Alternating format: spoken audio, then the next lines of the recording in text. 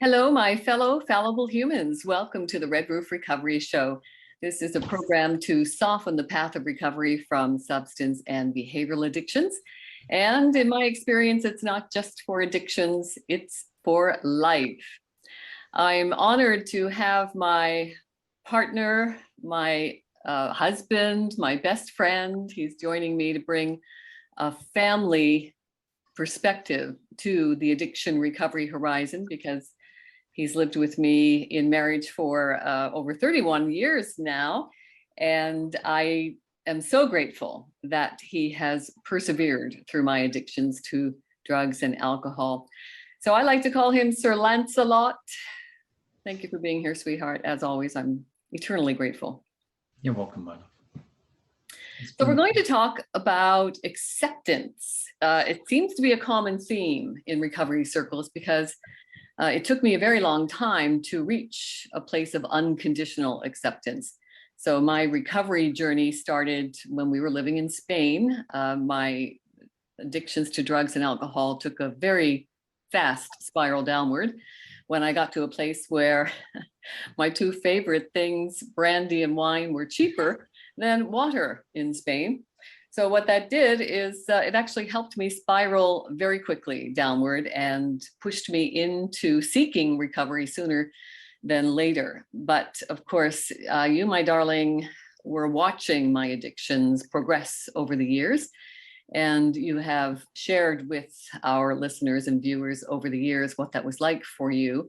And how did the whole concept of acceptance come into your life when you were dealing with me and watching me slowly kill myself every day?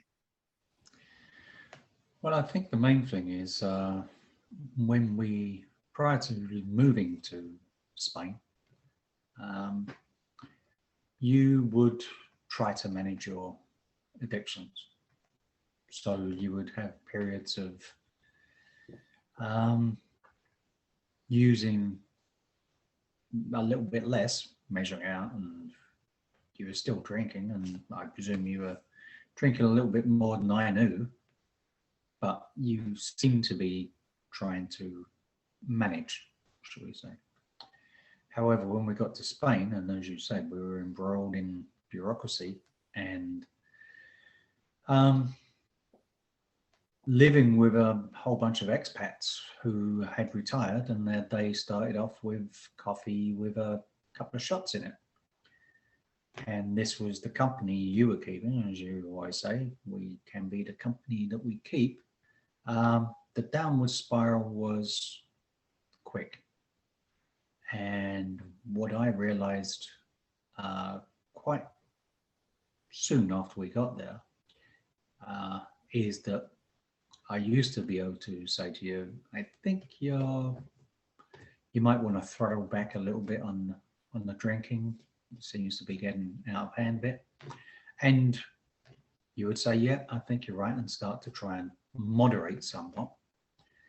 Whereas when we're in Spain and you were in that, basically I call it a free fall, you just chewed me out. You just went, mind your own business. I'm dealing with this. It's not anything to do with you. And I didn't realize it was nothing to do with me. I couldn't help you. I wasn't the one drinking.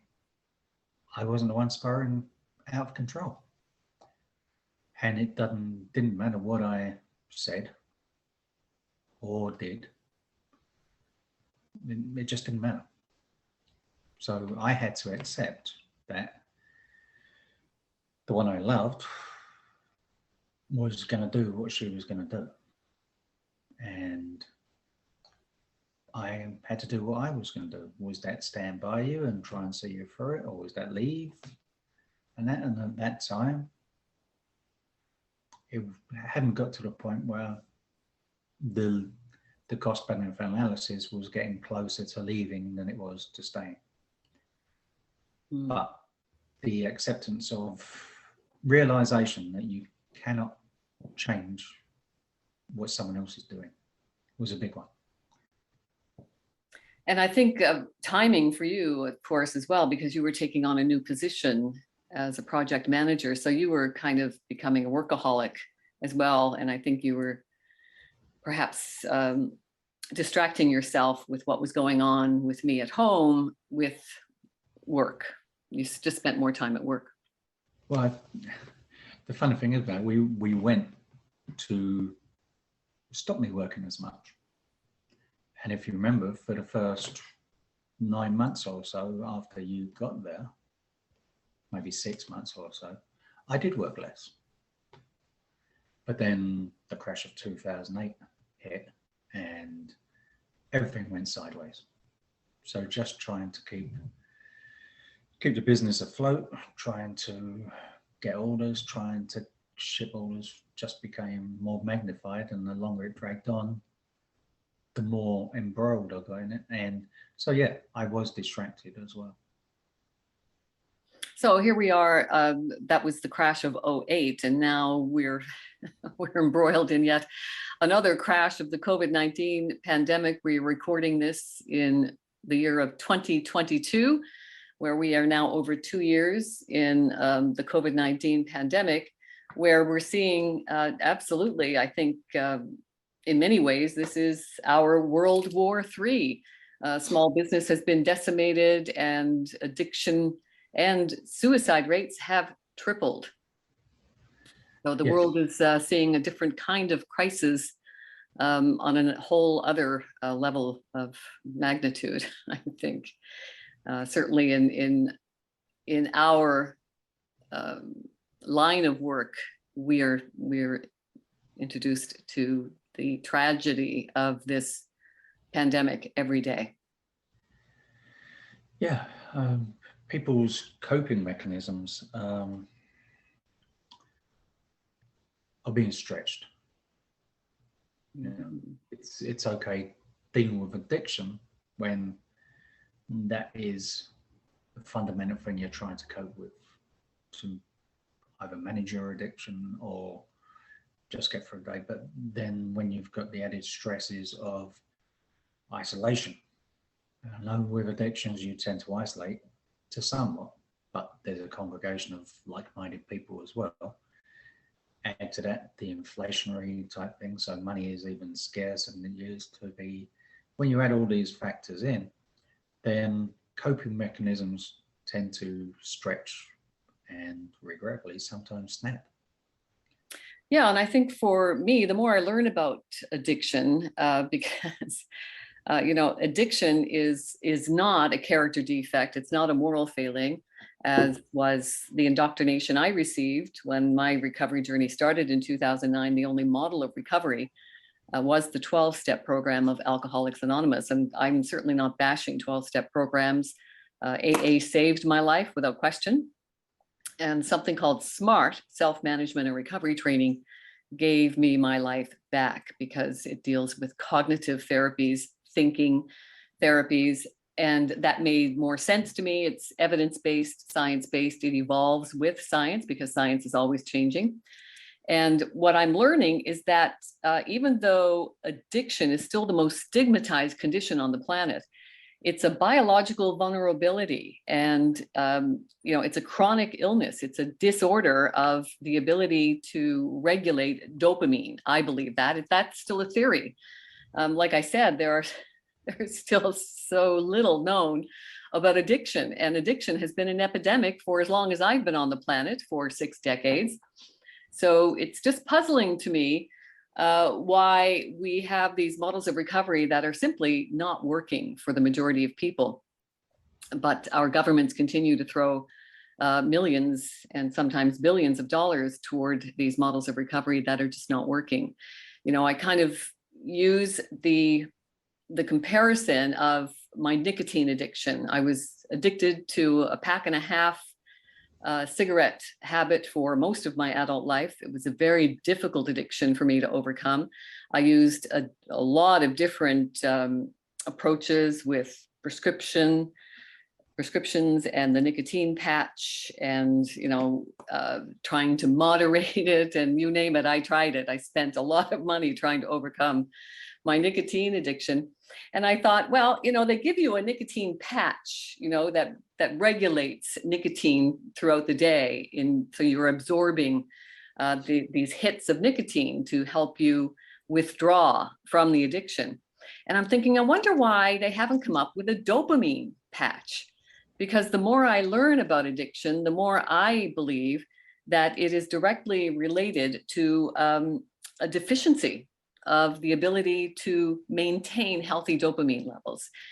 And I'm convinced that that could be the key to helping people recover and to get out of that mode of thinking that, we're a moral failure, we're defective in character, and there's something wrong with us, because it's a biological vulnerability, which is what motivated me to start speaking publicly about my addictions and subsequent recovery, because there is still such a stigma around it that is just keeping people frozen in not asking for help, not reaching out for help. Well, I think that also there's a bigger problem that one of the things that the government does, it has to do something. When you say the modes of recovery do not work. So if they went, well, we don't know what to do, so we're not going to do anything, then there would be a public outcry. Mm. So certain bodies say, we have an answer. It's not particularly successful, but we're doing something, and the government will go along with that because they're being seen to do something. When it comes to the stigma, I find it quite strange, because what it showed at the beginning of the pandemic was that we were told that all non-essential businesses would be closing down. However, your liquor store and your beer store are going to stay open. And the rationale was that if we close that the ERs will be inundated with people, which tells you the government knows that the addiction problem is far larger than what the public think it is. And there's a heck of a lot of people out there that either don't think they have a problem, don't want to realize they've got a problem, and they do have a problem. Now, I don't know whether you think there is, you've always said that addiction is a progressive thing. For me, it was. But is there degrees of addiction? As in, can someone have to have a drink, 2 or 3 drinks, 4 or 5 drinks every day, which is an addiction, but will not go right away down the rabbit hole, as in to getting to drink a bottle a day? Well, I think that's certainly, that's how it started for me. I was having an average of 3 to 5 drinks a day. And when I saw my doctor, I was prescribed an antibiotic for something. And, you get those little inserts in the bag with your prescription. And when I read it, it said, if you have 3 or more drinks a day, do not take this medication. And when I went back to the doctor and said, you'll have to prescribe something else, I can't take this. Why can't you take this? She said. I said, because I have, between 3 and 5 drinks a day. And she said, so you're an alcoholic? And it was like getting slapped in the face. It was like, no, I'm not an alcoholic, because of course I was with company who were also drinking 3 to 5 drinks a day. That was normal. That was average. So I certainly didn't define myself as having a substance use disorder or an alcohol use disorder, because all my friends were consuming the same amount. And I was also maintaining a successful career. We had a house, we were keeping up our mortgage payments, we each had a car, we were keeping up our car payments. We were also holding more debt than savings, which most Canadians and North Americans are, unfortunately. But that was normal. That's considered a normal state of being. So I felt that there was nothing abnormal about my drinking and drugging. I didn't mention the drugging part to my doctor, but so that was a slap in the face. And, so then, in recovery circles, we say, denial is more than a big river in Egypt. So what did I do? I walked out of her office and I found another doctor, because I wasn't ready to face the fact that my addictions were progressing. They were becoming unmanageable, but I was staying in the company of people who were reinforcing my belief that this was normal. So here we are sitting here in North America, talking about your doctor and the inserts, saying that 3 or more drinks a day Constitutes alcoholism. Yep. So let's take ourselves back to when we lived in Spain. Almost everyone in Spain has more than 3 drinks a day. Correct. They have their menu del dia, where there's a bottle of wine on the table. Okay, it's between 4 people. They go home, there's wine with dinner and thing. Then they go for a walk with the family. They sit at a bar, they have a couple of drinks and have a chat, and they go home and go to bed. They have more than 4 or 5 drinks a day, every day. But in Europe, they're not classed as alcoholics. That's just normal life. Mm-hmm. So is all of Europe, are they all alcoholics, or is different measurement wherever we live? Well, the definition of an addiction is when we continue to do something in spite of the negative consequences. So if there aren't enough negative consequences to, give you that alert that there's something wrong and that these behaviors are becoming unmanageable and you need to seek help to, get things back under control, because, a lot of people that I see in recovery are still wanting to moderate because we live in a society that normalizes the consumption of alcohol and now drugs. We've got marijuana stores on every corner of towns and cities because, our government has figured out a way to legalize it and tax it. So it's now legal. So I think we're only scratching the surface of the addiction rates that have already tripled. I think it's just beginning. Well, also, I always remember back in when I first got here, a few years into, the government wanted to put up the price of a case of beer by $2 and add some tax. And gas prices have been going up and this has been going up. But there was almost a revolt when people said, you can't do that to our beer. Now, is it that, European and North American, European-based, most of the world have had an alcohol culture, shall we say. Things have been fermented for pretty well as long as human beings have been on, growing stuff. We've been fermenting stuff from horse's milk to barley and what have you. But I think it's a way of placating the masses as well, keeping them under control. I read something once. There was a in Morocco. There was a sultan called Moulay Ismail, and what a lot of people didn't realize that there were a heck of a lot of European slaves in North America. They used to come and take whole villages from up in Scandinavia, the UK, France, and all the way around the Mediterranean basin. And for the longest while, all these European slaves would be unruly, shall we say. And one of Moulay Ismail's advisors said, after a day's work, give them a measure of wine. And he said, but this is a Muslim state. We don't drink. He said, but they're not Muslim. And give them a measure of wine. And it placated the masses. Mm-hmm. So I think the government has part of that as well. Mm-hmm. We know that alcohol doesn't do you any good. It's literally a poison. Do you drink it, nobody?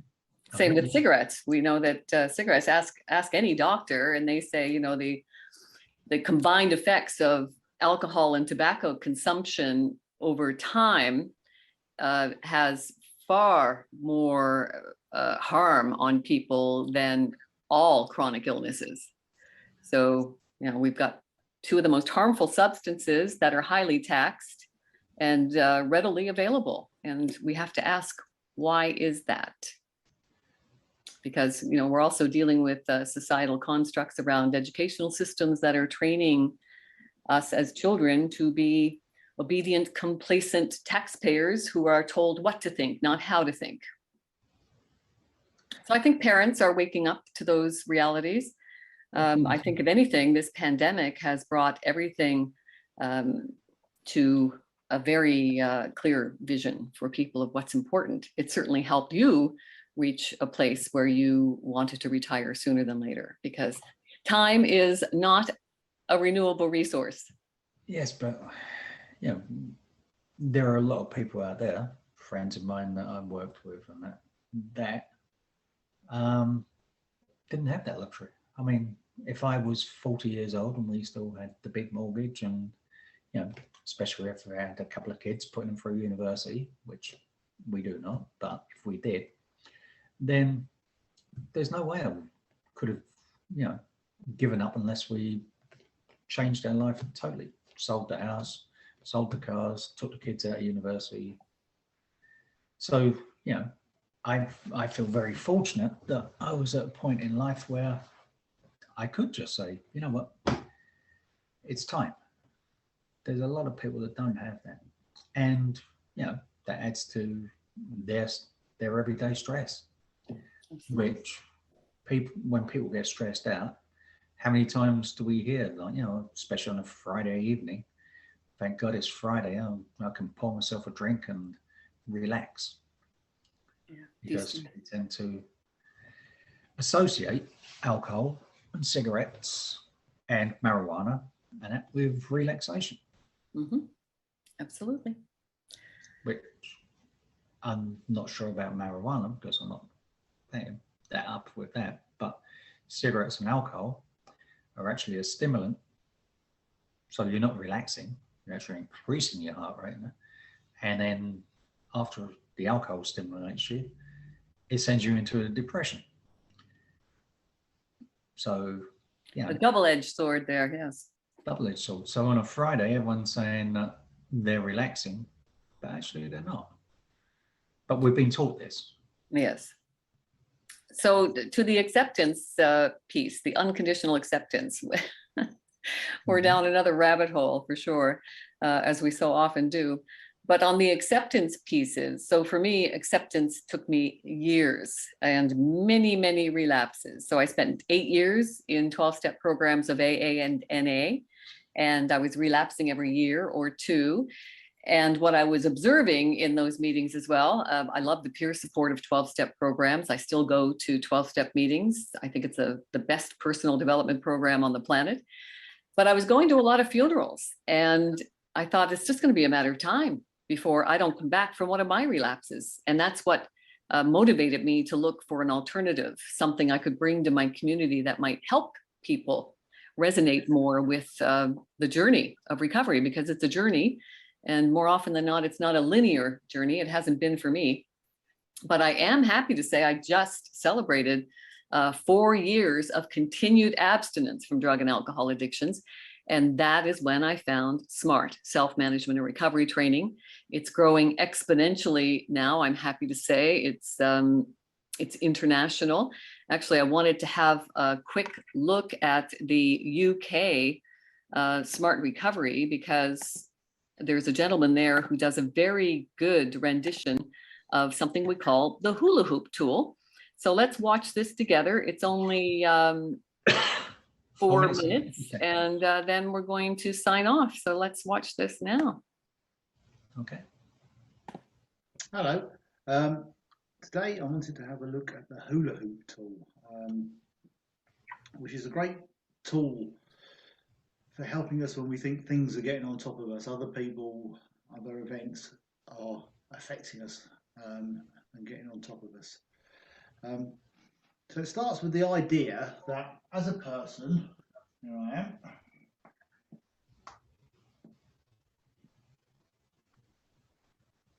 I have, the same as all human beings, I have thoughts, I have feelings, and I have behaviours. I have things that I believe and think, things that I feel, emotions, and things that I do. And you can imagine that those thoughts, feelings, and emotions are in a hula hoop. Like you're wearing one of those old big loop things that you swing around. a hula hoop. And my thoughts, feelings, emotions are inside that hula hoop. And that means they're my responsibility. I'm responsible for everything that happens inside my hula hoop. Everything outside my hula hoop, that isn't my responsibility. The only thing I'm responsible for are the things inside my hula hoop. Now, what that means is that someone else, maybe Fred here,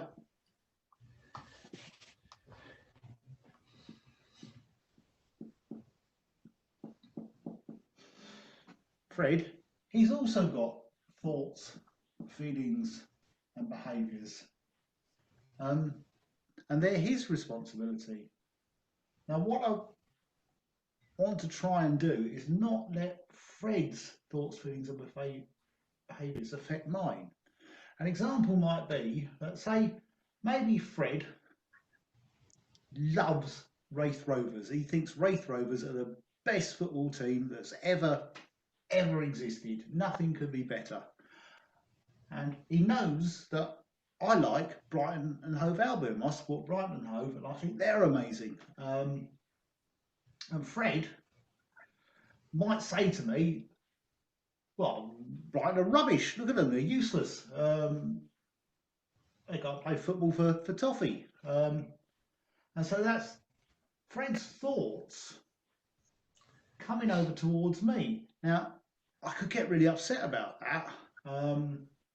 And it could really annoy me. And if I get really upset and really annoyed by it, I might go and use my substance to try and stop myself feeling so upset or annoyed.